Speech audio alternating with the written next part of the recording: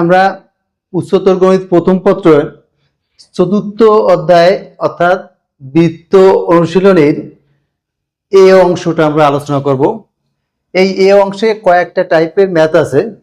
তার ভিতরে প্রথমে আছে বৃত্তের সমীকরণ দেওয়া থাকলে সেখান থেকে কিভাবে বৃত্তের কেন্দ্র এবং ব্যাসার্ধ নির্ণয় করতে হয়, এই টাইপের কিছু অঙ্ক আছে এবং এইটা দিয়েই প্রথমে আমাদের চ্যাপ্টার শুরু। তাহলে আমি প্রথমে এই যে ম্যাথটা দেওয়া আছে যে 3 × x² + y² - 5x + y + 1 = 0 বৃত্তের কেন্দ্র এবং ব্যাসার্ধ নির্ণয় করো। খুবই সহজ অঙ্ক, কিন্তু তারপর আমাদের প্রাথমিকভাবে বেসিক জানার জন্য এটা আমাদের শিখতে হবে বা করতে হবে। আর এইটি নির্ণয় করার জন্য আমরা ম্যাথ চতুর্থ অধ্যায়ে আমরা একটা বেসিক ক্লাস নিয়েছিলাম, বেসিক 2 মানে ক্লাস নাম্বার 5। ওখানে সেখানে তোমাদের এই সূত্রগুলো আলোচনা করা আছে। তোমরা এখানে বলছে 3 × x² + y² - 5x + y + 1 = 0 বৃত্তের কেন্দ্র ব্যাসার্ধ। তা আমরা এই সমীকরণ দেখো দেওয়া আছে কি, দেওয়া আছে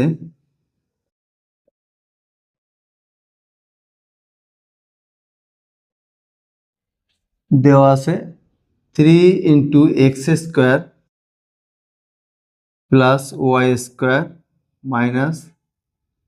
5x + y + 1 = 0। এই একটা বৃত্তের সমীকরণ দেওয়া আছে। এখন এই বৃত্ত থেকে আমাদের কেন্দ্র আর ব্যাসার্ধ নির্ণয় করতে গেলে এটিকে আদর্শ আকারে নিয়ে নিতে হবে। তার মানে x² এবং y² সহগ অন করে নিতে হবে আমাদের প্রথমে। সেটি করতে গেলে আমি 3 দিয়ে ভাগ করবো, দুই সাইডে 3 দিয়ে ভাগ করলে এখানে আসে x² + y² - 5/3 × x + 1/3 × y + 1/3 = 0। আমরা 3 দিয়ে দুই পক্ষকে ভাগ করলাম। এর কারণ হচ্ছে আমাদের এই সমীকরণটাকে আমাদের আদর্শ আকারে অর্থাৎ কিনা x² এবং y² সহগ অন করলাম।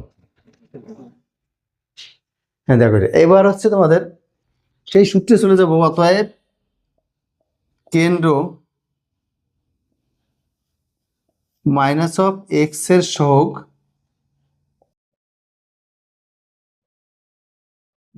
/2, -y এর সহগ /2। সূত্রে এটা যে -x এর সহগ /2, -y এর সহগ /2। তাহলে আমি -x এর সহগ কত, x এর সহগ হচ্ছে তোমার এই চিহ্ন সহ দেখো -5/3, তাহলে -5/3 / 2, y এর সহগ হচ্ছে কত, y এর সহগ হচ্ছে +1/3। তার মানে তোমার 1/3/2 সমান আমরা লিখতে পারি মাইনাস হচ্ছে +5/6, এটা হচ্ছে 1/6। এই হচ্ছে আমাদের বৃত্তের কেন্দ্র হয়ে গেল, এই প্রদত্ত বৃত্তের কেন্দ্র হয়ে গেল।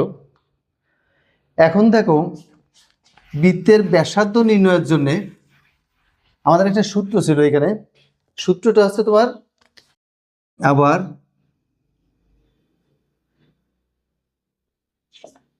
ব্যাসার্ধ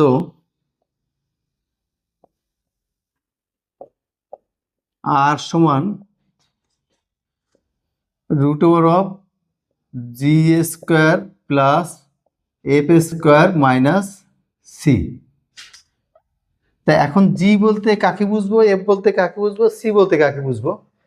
জি হচ্ছে তোমার এইখানে কেন্দ্রের যে ভুজ আসছে তাকে ঋণাত্মক চিহ্ন দিলে যেটা আসবে সেটা হচ্ছে জি, আর যেটা কোটি আসছে তাকে মাইনাস দিয়ে গুণ করলে যেটা আসবে সেটা হচ্ছে এফ।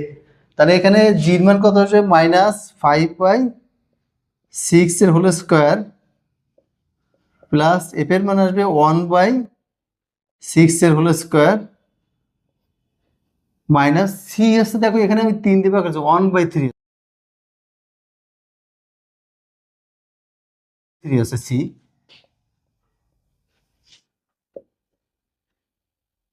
এই হচ্ছে ব্যাসার্ধ।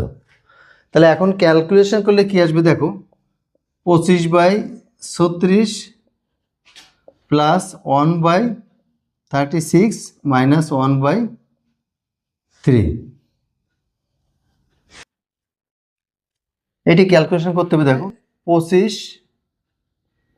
প্লাস 1 মাইনাস 12 ভাগ 36 রুট 25 26, 26 থেকে 12 গেলে থাকে 14, √14, নিচে 36 রুট করলে 6, তাহলে ব্যাসার্ধ হচ্ছে কত, √14/6। তাহলে এখান থেকে আমাদের বৃত্তের কেন্দ্র এবং ব্যাসার্ধ নির্ণয় হয়ে গেল। এর বইয়ে পরবর্তীতে বইয়ে একের বিসি এই একই নিয়ম আছে, তোমরা ওগুলো নিজের বাসায় দেখবে, ঠিক আছে।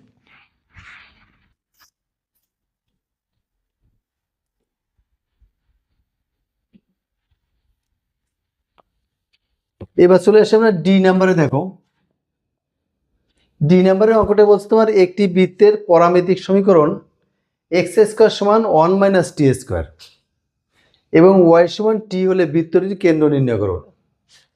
তাহলে এখানে দেখো দেওয়া আছে